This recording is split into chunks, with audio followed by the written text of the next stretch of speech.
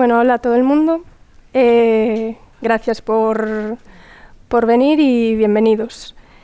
Es la primera vez que me lanzo a dar una charla.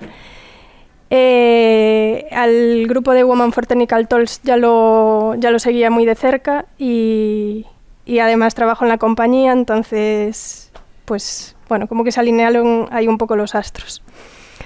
Dar las gracias a los patrocinadores por hacer este tipo de eventos y, bueno, y a toda la organización. Y... ¡ay! Se me ha quedado sin foto. Vale, la charla que voy a dar es de PBI. Soy Laura y soy analista de datos y llevo trabajando con Power BI 4 años más o menos, participando en la construcción y en la construcción de modelos de datos y de informes. Y hay otra parte que muchas veces, en vez de desarrollar, te toca heredar el Power BI. Y la presentación va un poco de esto. Puedes heredar un Power BI que tenga el modelo en estrella, bien hecho, las medidas cuadran, tienes documentación, pero al final abres el PBI y lo que queremos evitar es que alguien diga ¿quién leches hizo esto? ¿Vale? Entonces, voy a hacer una demo en directo. Al final no se trata de una presentación sobre visualización, o sea que puse gráficos muy básicos por no dejar la hoja en blanco.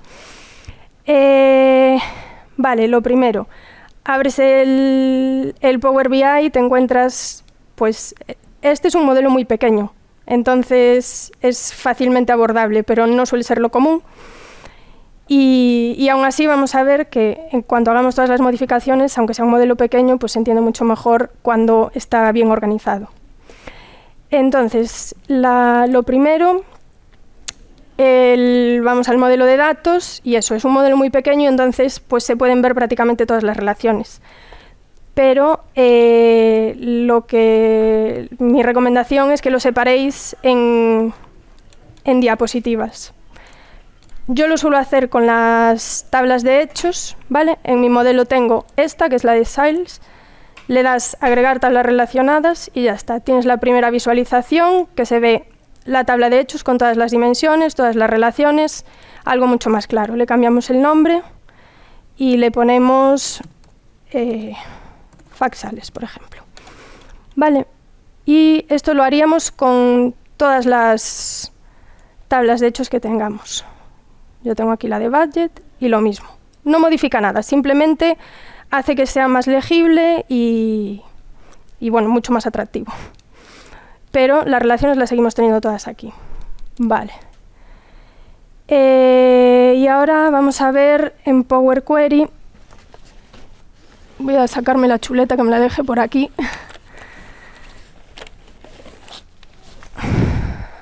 Para no perder nada. Vale. Lo mismo. Lo primero, organizamos las tablas por grupos, ¿vale? Las dimensiones por un lado y las de hechos por otro. Entonces, cogeríamos las de hechos, nuevo grupo y nombre Facts, por ejemplo. Y después las de dimensión por otro lado, nuevo grupo y dimensiones. A estos grupos no hace falta añadirles descripciones porque creo que es algo que se entiende perfectamente.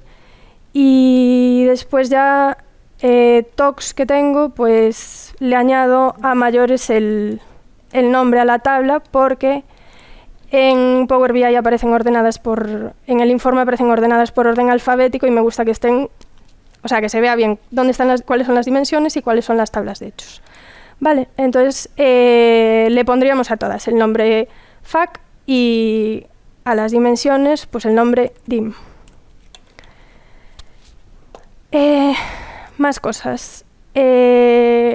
Muchas tablas que nos encontramos como aux algo y son tablas pues, que a lo mejor se utilizan para crear otras consultas, tablas, yo a veces las utilizo para controlar algunas visualizaciones utilizando el ID como filtro, pues si le pongo filtro 1 que sea ventas, para no duplicar medidas. Vale. Le podemos añadir una descripción para que quede claro para qué es esta tabla, ¿vale? Tabla auxiliar para utilizar en los visuales, por ejemplo. Bueno, un nombre un poco más, o sea, una descripción un poco más... Cuanto mejor la definamos, pues más ayudará. Y deshabilitamos incluir la actualización en el informe porque en esta tabla no es necesario. Vale. Después, la tabla calendario, que muchas veces los calendarios, abro el informe y veo calendarios con fechas desde 2007 hasta 2050. O sea, preguntaros si tiene sentido que estéis cargando todas esas fechas en el calendario, ¿vale? Lo habitual suele ser trabajar con 2, 3 años, no mucho más. Pero bueno, eso, que según las necesidades que tengáis. Entonces, el calendario lo hacemos dinámico también, ¿vale? Para eso nos creamos una referencia de la fecha en la que se tiene que iniciar el calendario y la fecha máxima del calendario. Y lo podemos hacer o metiendo una fecha a mano, o sea, a mano nunca, ¿no? Que si no, eso no queda parametrizado, pero podemos decirle que coja, por ejemplo, el UTC Now, el último día de este año, vale, lo que queramos. O le podemos decir también que coja la fecha mínima de una de las columnas de nuestra tabla de hechos, que suele ser lo que utilizamos. Entonces,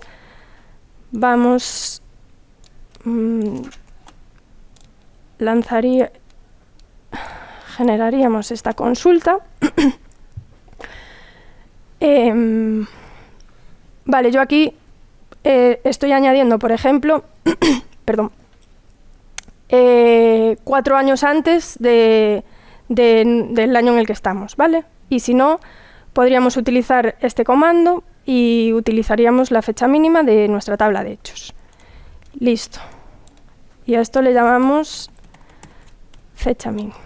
Vale, con lo mismo nos creamos el fecha max.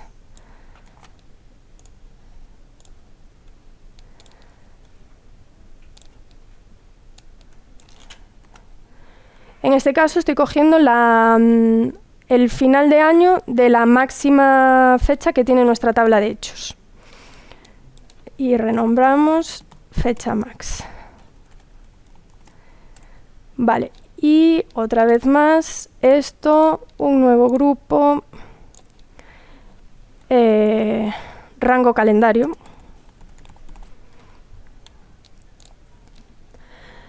Vale, estas no necesitamos cargarlas en el modelo, pero las utilizamos para generar el calendario, que está creado con una función de listas, y aquí le estaba pasando las fechas a mano.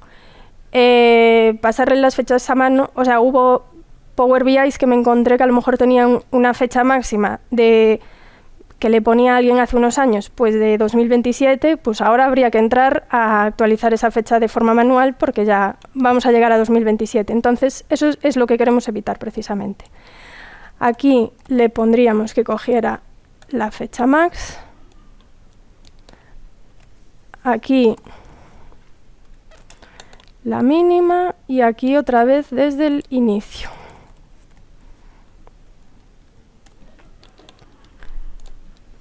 Y listo, nos despreocupamos del calendario. Bueno, o sea, nos despreocupamos porque esto se va a ir actualizando a medida que pasen los años, a medida que se cargue, que en nuestra tabla de hechos pues cargue otras fechas. Esto se actualiza automáticamente. Y después otra cosa, tener los orígenes de datos parametrizados. Porque, lo viví con una base de datos, pero te puede pasar con SharePoint, o con cualquier origen de datos que tengas. Tenía las tablas en Snowflake, nos cambiaron el warehouse al que nos teníamos que conectar, no estaba nada parametrizado y tuve que ir entrando en todos los Power BIs, en todas las tablas que estaban conectadas a Snowflake y cambiar en todas. O sea, es un trabajo... Es bonito, sí, es bonito. Vamos a decir que es bonito. Y eso, que al final, si tienes el origen parametrizado, es simplemente entras en un sitio, le cambias el parámetro y te olvidas. ¿Cómo hacemos esto? Yo estas tablas las tengo ahora mismo apuntando a local, ¿vale? Pero las tengo aquí en un SharePoint, ¿vale? Esta sería la ruta donde tengo las tablas. Entonces, vale, primero creamos el parámetro para decirle cuál es la dirección del SharePoint.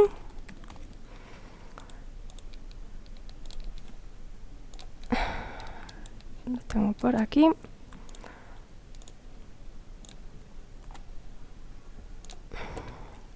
Vale. Pero no nos llega solo con la dirección del SharePoint, le tenemos que decir en la carpeta a la que tiene que entrar a buscar los ficheros. Entonces, creamos una lista con las carpetas. O sea, esto iría primero a la carpeta documentos compartidos, después Tech Talks, Orvallo Solutions y ventas, ¿vale? Si mañana nos cambian la ruta, cambiamos esta lista y ya está. Si os lo mueven de SharePoint, cambiamos el SharePoint y solucionado.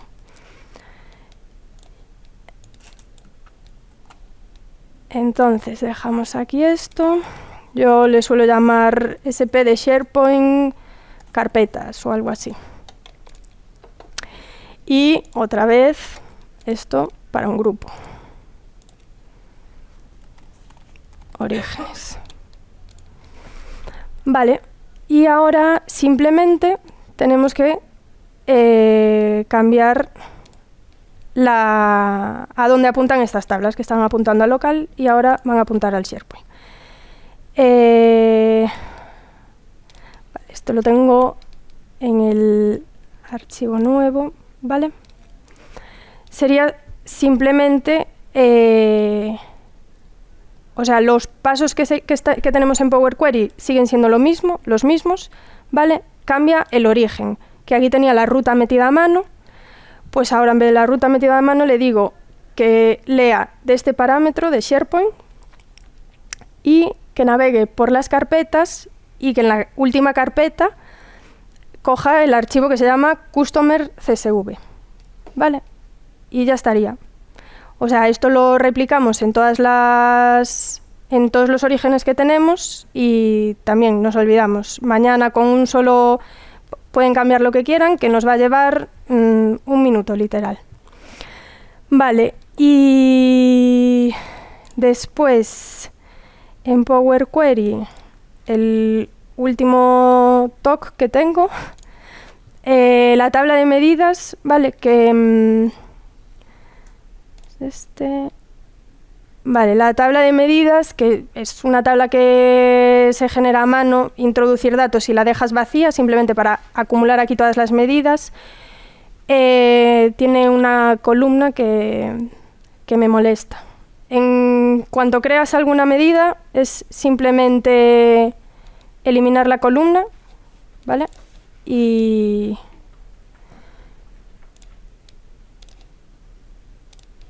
quitar columnas, ¿vale? Y ya está. Vale, ahora tengo ya abierto el otro, que así, vale. Entonces tendríamos ya la tabla de medidas, la auxiliar y el resto, las dimensiones y la tabla de hechos. Y ya lo último no. Muy importante que la tabla de calendario esté marcada como tabla de fechas, ¿vale? Si no, hay muchas medidas que te puedes estar peleando y no es que las tengas mal hechas o que es que no funcionan simplemente porque no tienes la tabla de calendario marcada como fechas, ¿vale? Son las funciones de inteligencia de tiempo, ¿veis? O sea, la medida es la misma, pero simplemente el único cambio es decirle que esta es la tabla de fechas. Nada más. Y las medidas, ¿vale? Teníamos en este de aquí las medidas que aunque estén bien nombradas, aunque estén bien definidas, ¿sabes? Es dificilísimo seguir las medidas con esta estructura. Entonces, las medidas se pueden organizar en carpetas también, ¿vale? Pues vais al modelo y, pues yo qué sé, agrupamos todas las medidas que son etiquetas de algo, ¿vale? Las selecciono todas, o sea, sé que son las, porque yo las nombro cuando es etiqueta, le pongo ET_, delante. La tabla inicial es la tabla de medidas y quiero que me la muestre en la tabla etiquetas. ¿Vale? Y se van organizando las medidas, el resto no, pero ahora ya tengo aquí mi tabla de etiquetas con todas las medidas de etiquetas dentro de esta tabla. Y se pueden meter subcarpetas dentro de esta carpeta, ¿vale? Voy a hacerlo en esta ya. Pues por ejemplo, esta en la tabla de etiquetas y a mayores, esta es la función que hace que se te genere una subcarpeta. Fechas, ¿vale? Y tendría la tabla de etiquetas dentro de la tabla de etiquetas de fecha y así con el resto. De forma que la idea es conseguir que las medidas estén todas organizadas, ¿vale? Pues las medidas de ventas en su carpeta de ventas, las de fiscal year actual en su carpeta, después a mayores ventas totales, ventas con promo, ventas sin promo, ¿vale? Podéis generar las subcarpetas que queráis y queda todo mucho más organizado y es mucho más fácil de trabajar con este Power BI que, aunque no sepas de qué va, pues de primeras ya sabes más o menos dónde ir a buscar las otras, las cosas, que con este que tienes lo mismo, pero al final, al estar todo tirado por ahí, pues, hombre, sí, si te paras a leer, pues sabes que la tabla calendario es una dimensión, sabes que la tabla productos es una dimensión, a lo mejor que la tabla sales es una tabla de hechos, pero no es lo mismo que tenerlas ya identificadas y esto.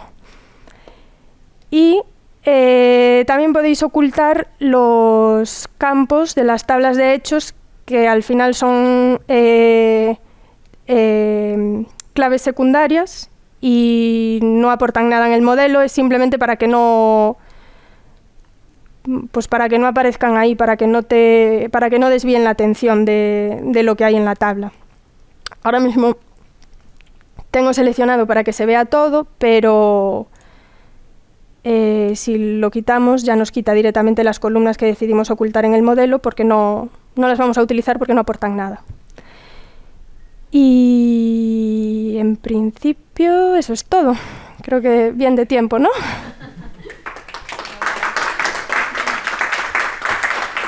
Y nada, volver a dar las gracias a los patrocinadores que hacen posible este tipo de eventos y la recaudación de este año es para la fundación, bueno, este año no, de este evento, es para la Fundación de Daño Cerebral. Y nada, por aquí el grupo de Women for Technical Talks, para quien se anime a participar en próximos eventos. Y la foto, que espero estar yo en la del año que viene. Y listo, no sé si tenéis alguna pregunta o queréis comentar algo.